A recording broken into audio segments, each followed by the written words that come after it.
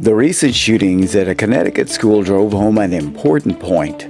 Society has a soft spot for children. Even Jesus made reference to young children.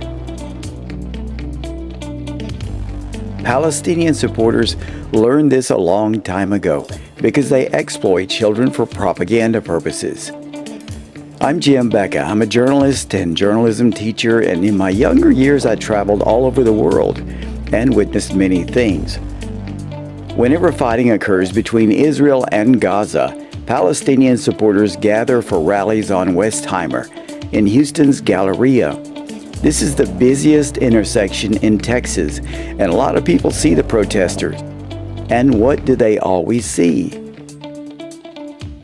I've photographed most of the activities, and what you see from Palestinian supporters is very sad. You see young children carrying signs of other young children, mutilated in war. The images are always gory. And what kind of effect do you think they have on young minds? Now, many of you have young children.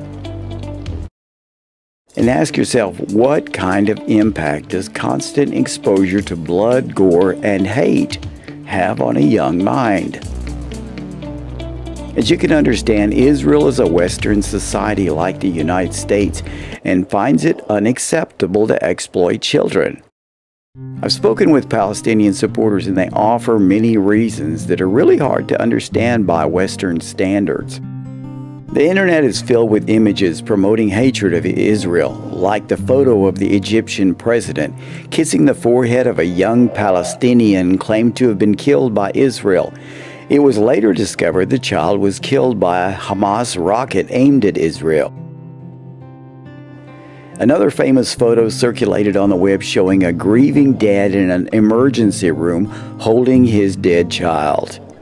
It first appeared indicating the child was killed by Israelis, but it was later discovered the hospital is actually a Syrian hospital, and the child was killed in the Syrian conflict.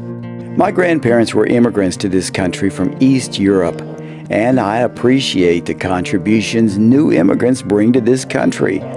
But hate and exploitation of young children, as blatantly shown on the internet and even on stations such as CNN recently, should not be welcome.